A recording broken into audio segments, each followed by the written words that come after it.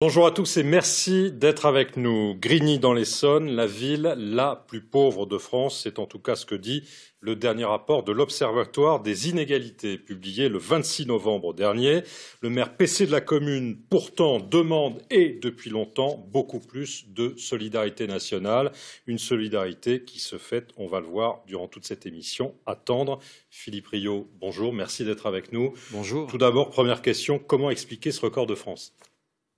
Triste et cruelle réalité qui ne peut pas se comprendre si nous ne regardons pas la France tout entière. 5 millions de personnes qui vivent sous le seuil de pauvreté en France, 885 € par mois, 2 millions de personnes aux minima sociaux, au RSA, en augmentation de près de 20%, avec ce qui a été un accélérateur de la pauvreté, je pense bien évidemment à la crise sanitaire Covid, ou encore 1 million dans notre pays, 1 million de jeunes sans emploi, sans formation.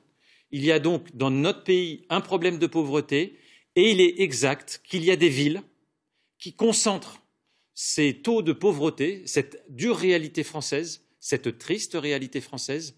Et Grigny fait aujourd'hui malheureusement partie de ces villes comme bien d'autres. Alors Grigny, 45% de taux de pauvreté, annonce donc le rapport. Qu'est-ce que ça veut dire 45%?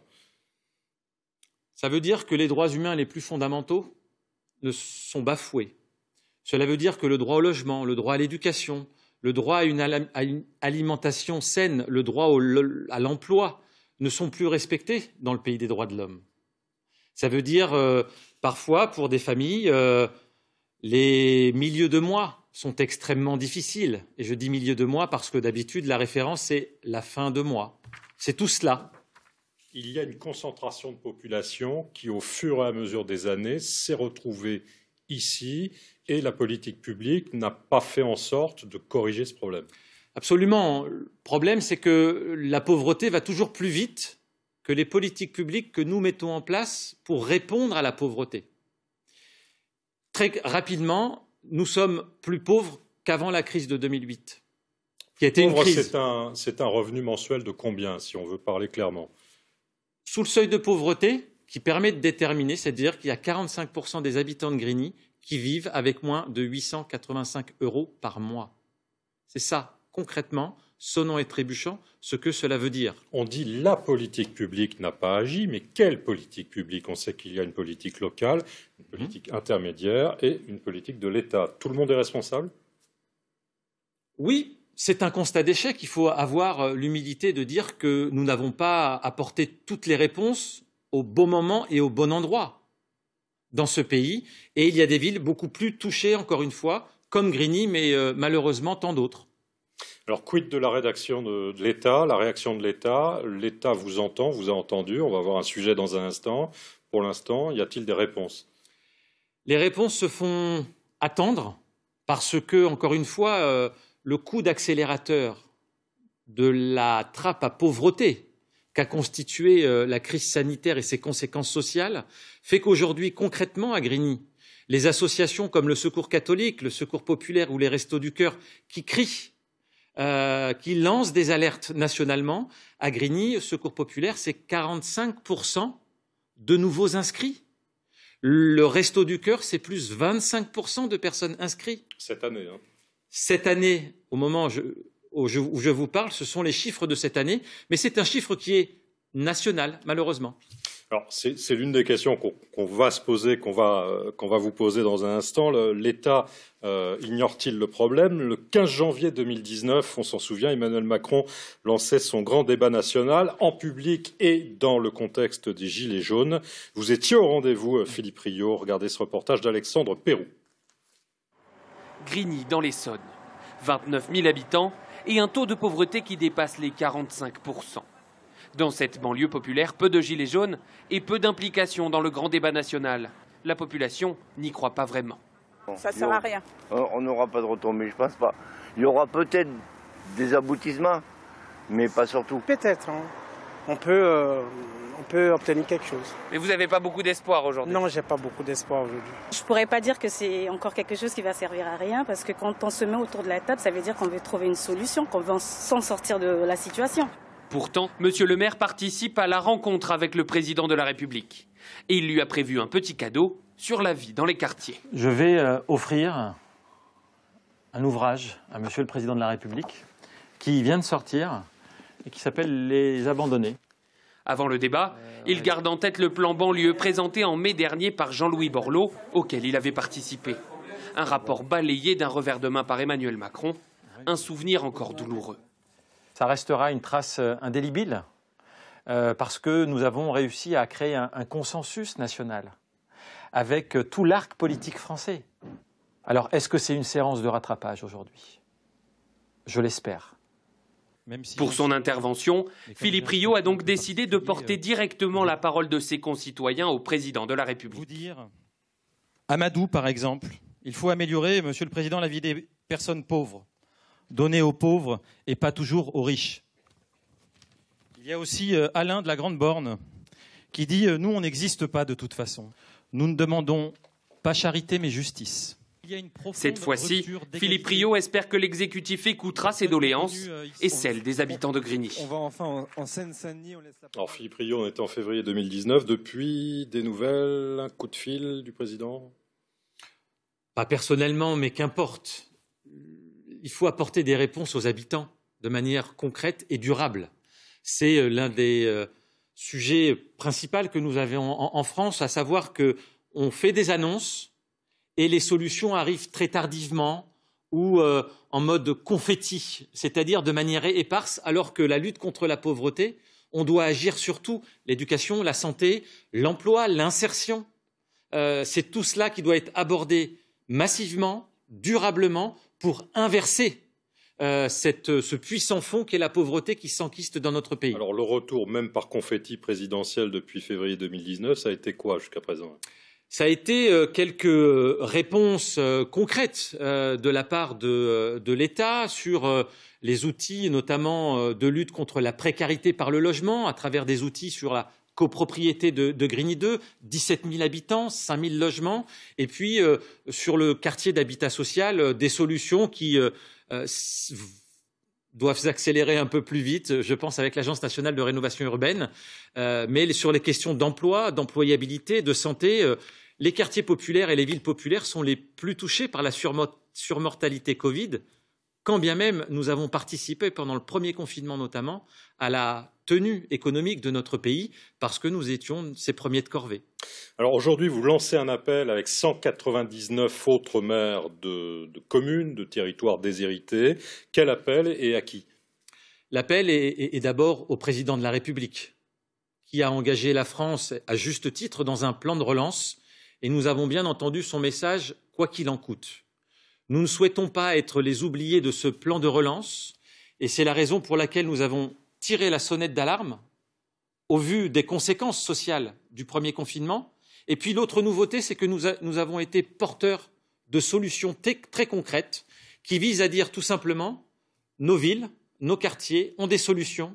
Il faut que l'État expérimente et mette en œuvre ces solutions très concrètes que nous portons. Alors concrètement, on parle d'argent. Le plan de relance, c'est 100 milliards. Vous demandez 1%. Pour 200 communes, 200 territoires. Un peu plus, mais effectivement, ce principe du 1% du plan de relance, 1 milliard d'euros, co-construit avec les maires de toutes tendances politiques confondues. Il y a des villes de banlieue très marquées comme Grigny, Vaux-en-Velin, Chanteloup-les-Vignes, mais aussi des villes de province comme Albi, Cahors, Mont-Solémine, Le Creusot, Arras, Roubaix, qui sont confrontés, qui sont partie prenante de ce vaste mouvement qui, encore une fois, propose des solutions concrètes à l'État. Ces 1% ramenés à votre commune vous permettraient de faire quoi? Il faut qu'on change de méthode dans notre pays. Nous ne quémandons pas de l'argent à l'État, au président de la République ou au Premier ministre ou à ses ministres. Il y a besoin de moyens, mais il y a besoin d'un autre rapport de confiance entre les élus locaux, les associations locales et l'État. Nous disons stop à des annonces qui sont construites très haut là-haut, au sommet de l'État, et qui arrivent parfois, très souvent, pas très bien sur nos territoires. Nous voulons inverser cela. Nous faisons preuve d'unité nationale, 200 maires, vous l'avez dit, de toutes tendances politiques confondues. Nous avons des solutions à expérimenter parce que ça fonctionne chez nous, mais il faut des fois un peu plus de moyens financiers pour que ce soit extrêmement efficace. Alors, on trouve à Grigny deux cités célèbres, si on peut dire. La cité de la Grande Borne, construite entre 1967 et 1971, zone sensible. Autre cité, Grigny 2, deuxième copropriété d'Europe, 5000 logements, un endettement de 6 millions d'euros, un problème de paupérisation de la population. Que faire par rapport à ces deux cités qui représentent beaucoup de logements, beaucoup de personnes à Grigny? Ces deux quartiers, celui de la Grande Borne qui m'a vu grandir, et aujourd'hui j'habite dans le quartier de Grigny 2. Effectivement, plus de 90% de la population habitent ces deux grands ensembles, l'un logement social, l'autre copropriété, qui ont été imposés dans cette folie française des 30 glorieuses, qui n'a pas été glorieuse surtout d'abord, d'imposer à une ville, petite ville de campagne, ces deux grands ensembles sans les moyens financiers et d'équipement public. Et depuis 1974, nous portons cette cicatrice. Les moyens aujourd'hui, très simples, mais compliqués à mettre en œuvre. Il faut tout mobiliser sur l'éducation, l'emploi et la formation. Il faut de l'humain. Je crois que nous avons inventé les outils en France pour travailler sur l'urbain, le logement.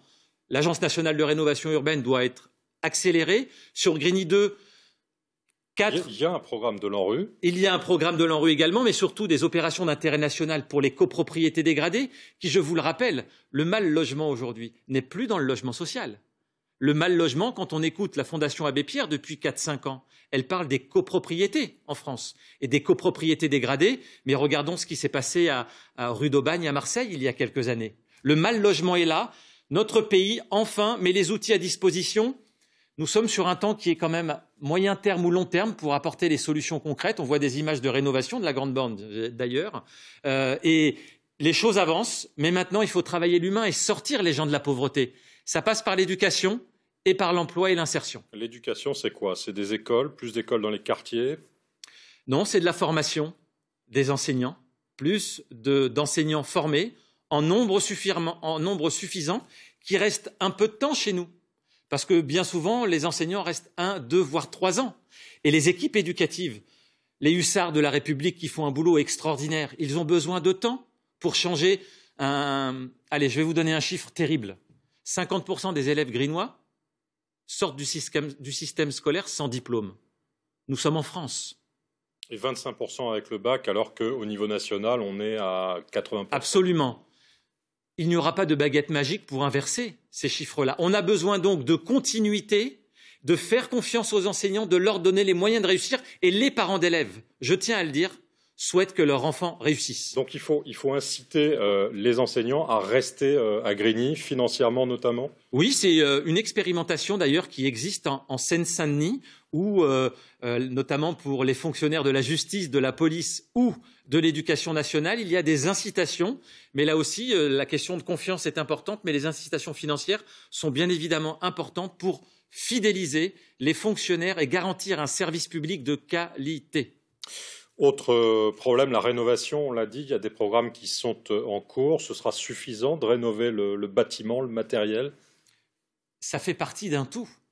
Habiter dans un logement dégradé, ça humilie, ça ne permet pas d'avoir des conditions dignes. Lorsqu'on est comme à Grigny 2, avec des phénomènes de suroccupation, parce qu'il y a des marchands de sommeil qui vont mettre 15-20 personnes dans un logement, vous croyez que les enfants ont des conditions d'études satisfaisantes lorsqu'on rentre le soir et qu'on vit à 5 dans 10 mètres carrés? La réponse, elle est non. Et donc, on ne donne pas à cet enfant la chance ou les moyens de réussir complètement. Alors justement, on va en parler de ces marchands de sommeil. Ils font bien sûr partie de ces freins à la réhabilitation de ces quartiers, mais heureusement, on va le voir aussi, des actions en justice commencent à porter leurs fruits. Sujet de Léopold Haudebert et David Admeda. C'est la deuxième plus grande copropriété d'Europe. Nous sommes à Grigny 2 dans l'Essonne. Au total, 5000 logements dans ces tours. Elles sont gangrénées par un même fléau, les marchands de sommeil. Mathieu Morosini est responsable du service Habitat à la mairie de Grigny. Une de ses missions, repérer les logements suspects comme au 3e étage de cette tour. Bonjour, je peux vous laisser mettre un masque, monsieur? Dans cet appartement, 9 personnes en situation irrégulière. Comme il n'y avait que 4 chambres, Le propriétaire en a tout simplement inventé de nouvelles. Regarde comment il a modifié la maison. Avant, ici, c'était pas une chambre. C'est pas une chambre, c'est un salon. C'est même 2 chambres, en fait. Oui. Ici, le gars paye 550 €. Bon, on n'est pas le soir, on doit payer. Si tu ne payes pas, tu te trouves dehors. C'est ça le problème. Donc, Et pour les autres chambres de l'appartement? Là, il paye 400 €. Ici, 400 €. Et là-bas, au fond, c'est 600 €. Au total, plus de 2000 € par mois pour cet appartement suroccupé. Difficile de se frayer un chemin jusqu'à cette cuisine vétuste. C'est dans un poubelle. Partout, il y a le cafard. Pire encore, le risque d'incendie est important. Chez Koné, c'est vrai qu'on voit qu'on a un frigo dans une chambre, c'est pas forcément fait pour. On est branché sur une multiprise qui alimente la multiprise alimente le frigo. Donc c'est vrai que les branchements en série sont un vrai risque. Il y a 3 ans, dans ce même quartier, un incendie détruit une vingtaine d'appartements. 8 d'entre eux étaient loués à la découpe par des marchands de sommeil. Au total, 5 marchands de sommeil de Grigny ont déjà été condamnés. D'ici la fin de l'année, 6 autres seront jugés. Alors ça commence à porter ses fruits. Qui porte plainte dans ces cas-là et quelle aide réclamez-vous? Principalement la ville, donc le maire, qui porte plainte systématiquement. Nous avons mis en place une politique très dure pour chasser les marchands de sommeil, qui sont en fait des marchands de misère et qui sont des créateurs de pauvreté. Donc depuis 5 ans, enfin, le législateur a donné les moyens de travailler, de faire condamner. Et effectivement, depuis 5 ans que nous lançons des procédures, nous arrivons dans une période un peu faste où toutes les semaines, il y a 2 à 3 jugements où, encore hier, un propriétaire s'est vu condamné à 100 000 € d'amende et des années de prison ferme. Donc cela modifie, ça commence à modifier la physionomie de ces quartiers. Lorsque l'on parle de secteur de non-droit, de zone de non-droit, cela passe par ce genre de pratique. Ces voyous, qui sont principalement des voyous à col blanc, pas que, mais bien souvent, aujourd'hui, hier, ils étaient impunis. Aujourd'hui, la loi nous permet, et nous sommes constamment en relation avec le ministère du Logement pour faire évoluer la loi parce qu'il passe encore à travers les mailles du filet. 2 mots de la sécurité, là aussi, elle doit être renforcée, plus de moyens demandés à l'État. Évidemment, dans les quartiers populaires, il y a moins de policiers qu'ailleurs. C'est un fait réel, objectif. À Grigny, 2 quartiers de reconquête républicaine, toujours pas de commissariat. D'accord, ça pour vous, c'est une anomalie majeure. C'est un déni, je ne dirais pas mensonge d'État, mais effectivement, il y a plusieurs villes pour lesquelles on s'aperçoit qu'en matière scolaire, en matière de sécurité, il y a moins de moyens qu'ailleurs. Et donc, il faut à un moment plus de moyens et de manière durable pour changer véritablement la situation. Les services publics, eux aussi, disparaissent? Oui, le service public de la Poste, elle quitte nos campagnes, mais elle quitte aussi nos quartiers. La Poste à la Grande Borne, 3 500 logements, 11 000 habitants, est partie et ne souhaite plus revenir malgré des engagements extrêmement forts du groupe La Poste. D'autres services publics, aujourd'hui, à part les services publics communaux et l'école, voilà les 2 seuls services publics qui restent quotidiennement et en proximité dans des villes comme Grigny. Alors on parle aussi d'un gros problème à Grigny, c'est l'absence de supermarchés. Une ville, on le rappelle, de 30 000 habitants et pas un seul supermarché. Pourquoi? Le groupe Casino est parti il y a 4 ans d'une galerie commerciale des années 70 qui a vocation à être démolie. Et ce groupe n'a pas souhaité attendre un nouveau projet que nous réalisons. Et donc nous avons aujourd'hui un nouvel investisseur. Alors pourquoi? Parce que les intérêts financiers ne sont pas suffisants. Oui, absolument. Est-ce qu'on vous a donné des explications? 2-3 explications. D'abord, le site est un site trop obsolète et nous le savions tous, il fallait aller vite pour trouver une nouvelle implantation. Deuxièmement, le panier de la ménagère grignoise, excusez-moi l'expression, est extrêmement faible et donc c'est un supermarché qui ne dégageait pas les marges qu'attendait un groupe de ce type-là, très concrètement. Et puis, bien évidemment, il y a, on ne va pas se le cacher, quelques soucis de sécurité et de tranquillité publique. Mais cumuler ces trois éléments fait que ce groupe est parti rapidement. Il a d'ailleurs fermé en France plusieurs sites au même moment. Et donc, nous sommes dans une nouvelle situation, une nouvelle étape de développement de la ville. Donc, alors, aujourd'hui, on rappelle la situation. Pas de supermarché, j'habite à Grigny, je fais mes courses comment? Vous allez à pied au centre commercial Leclerc de la ville d'à côté, de Viry-Châtillon, qui est situé, alors, selon où on se situe à Grigny, entre 500 mètres et 2 km. 2 km à pied, donc, pour faire ses courses. Et donc, à Viry-Châtillon, enfin, un premier supermarché, mais pas sur la commune, évidemment. Mais pas sur la commune, c'est la raison pour laquelle, vous savez, pour sortir de cet état de pauvreté, il faut que la ville, avec les habitants, on invente, et on l'a fait avec l'État d'ailleurs, en parfaite harmonie, un plan de développement pour sortir de cette situation. Donc, nous construisons un cœur de ville nouveau pour relier tous les quartiers. Et dans ce cœur de ville, il y a l'arrivée d'un supermarché alimentaire qui correspond au panier de la ménagère grinoise. Et après 2 autorisations départementales et nationales, à l'unanimité, aujourd'hui, le groupe Leclerc ne répond plus à nos demandes, mais surtout retarde de 18 mois la réalisation concrète de cette surface alimentaire où, encore une fois, toutes les autorisations sont données par toutes les instances. D'accord, donc on a bien compris que vous avez réussi à faire un accord avec une chaîne de supermarchés qui n'est pas Leclerc, mais Leclerc vous attaque, donc 2 recours. Leclerc a des chances de gagner? Je ne crois pas, ou en tout cas si dans ce pays, pour des affaires bassement commerciales, pour la perte d'un chiffre d'affaires entre 5 et 8%, on empêche à une ville de Grigny, on empêche à des habitants d'avoir un commerce de proximité, somme toute, à une taille importante. Notre pays, si cette situation se confirme, ce que bien évidemment je ne souhaite pas et on continuera à se mobiliser, notre pays va très mal. Vous avez écrit à Jean Castex, le Premier ministre, réponse? J'ai eu un échange avec le cabinet du ministre délégué au PME, Alain Griset. Nous attendons des réponses, mais nous sommes encore dans l'attente de ces réponses. Et si demain le recours du groupe Leclerc est enlevé, le chantier commence dans 2 mois.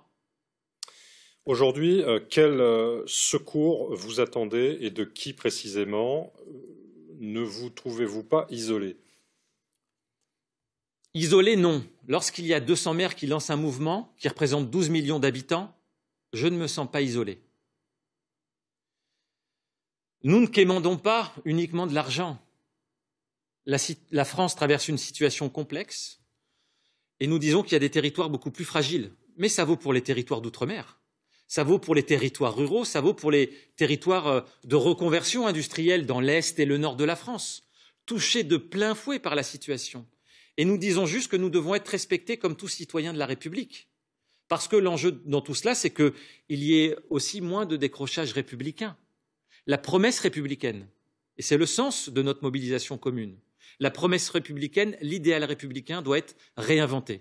Et cela passe parce que des territoires fragiles puissent être accompagnés avec des moyens financiers, mais en nous écoutant un peu plus sur les solutions à mettre en œuvre, parce que nous en avons qui fonctionnent, et l'État doit donc changer son logiciel de fonctionnement avec les territoires. Est-ce qu'on peut revenir sur ces points positifs pour terminer l'émission, les solutions qui fonctionnent ou qui sont en voie de fonctionner? Solutions qui fonctionnent. Lorsque nous travaillons après l'appel de Grigny en octobre 2017, le président de la République nous entend par le discours de Tourcoing et fait appel à Jean-Louis Borloo pour faire un plan. Pendant 6 mois, nous travaillons d'arrache-pied. Nous faisons 19 propositions. J'en prends une, les cités éducatives, qui a été un petit peu inventée à Grigny, mais d'autres villes avaient des embryons de cela. Nous le portons nationalement. Aujourd'hui, 40 cités éducatives, j'espère demain 120 nouvelles. Expérience locale, solutions locales, expérimentation et généralisation. Voilà très concrètement sur le champ de l'école un sujet très important. Sur le champ de l'emploi, territoire zéro chômeur. Nous sommes extrêmement partisans d'essayer ce changement de logiciel pour que dans nos villes populaires, en lien avec l'Agence nationale de rénovation urbaine, nous puissions expérimenter des choses qui fonctionnent pour remettre à l'emploi des personnes. Encore plein d'autres solutions, mais vous l'avez compris, les centres de santé dans nos quartiers. Il n'y en a plus. À Grigny, nous avons monté un projet avec une association et nous avons remis un centre de santé, des médecins au cœur du quartier de la Grande Borne. La population est jeune à Grigny. Effectivement, population extrêmement jeune, l'une des plus jeunes de France, et donc avec là aussi des enjeux en matière de formation, de santé et de protection de l'enfance qui sont aujourd'hui pas à la hauteur des enjeux de cette jeunesse qui, je le rappelle, sera l'avenir de ce pays. Vous disiez, Philippe Rio, Grigny est une ville formidable. Il y a des gens super à Grigny. Vous entendez, qu'est-ce que vous entendez par là? Moi, je suis fier d'être grinois, malgré. Vous avez envie de revenir à Grigny un jour? Moi, je ne l'ai pas quitté d'abord, mais nous sommes plusieurs dans ce cas-là. Et oui, il y a des énergies incroyables parce qu'effectivement, le taux de pauvreté est important et on a décrit ce que cela avait pour conséquence. Mais il y a un taux de solidarité qui est exceptionnel. Dans la cage d'escalier, quelle que soit la langue que l'on parle, d'où l'on vient, les familles s'entraident. Les services publics sont extraordinaires. Les associations, les bénévoles associatifs font bien plus qu'ailleurs. Donc, on a un taux de solidarité locale qui est extraordinaire, qui dépasse les 45%, parce que sinon, on l'a entendu tout à l'heure, le problème de la pauvreté, c'est que ça tue l'espoir. Or, nous, aujourd'hui, nous sommes ni résignés, ni fatalistes, et on veut réussir. C'est peut-être le début du changement à Grigny. Merci Philippe Rio d'avoir été avec nous dans ce dimanche en politique. Dans un instant,